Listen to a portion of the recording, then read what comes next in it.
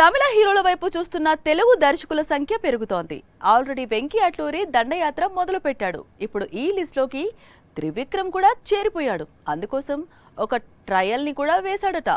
Kollywood latest star తో story discuss చేశాడట. కానీ ఎందుకో ప్రాజెక్టుకు బ్రేక్ పడింది. అందుకే వెంకీతో మూవీ లాక్ అయింది అనేది టాలీవుడ్ చెప్పే మాట. మాటల మాంత్రికుడు ఏంటి, కోలీవుడ్ హీరోతో మూవీ ఏంటి అనేది ఇప్పుడు ఇండస్ట్రీలో హాట్ టాపిక్ గా మారింది. ఆల్రెడీ అల్లు అర్జున్ తో మూవీ కమిట్ అయ్యాడు. పైగా 1000 కోట్లతో మైథాలజీ తెరకెక్కిస్తున్నాడని ప్రచారం సాగుతోంది. ఇండియాలోనే బిగ్గెస్ట్ మైథాలజీ మూవీ ప్లాన్ చేస్తోన్న దర్శకుడిపై టాలీవుడ్ లో రోజుకో రూమర్ షికార్లు చేస్తోంది. మొన్నటికి మొన్న వెంకీతో మూవీ లాక్ అయిందని ప్రచారం సాగింది. ఇప్పుడేమో తమిళ హీరో శివకార్తికేయన్తో మూవీ చేయబోతున్నాడని గాసిప్స్ చక్కర్లు కొడుతున్నాయి.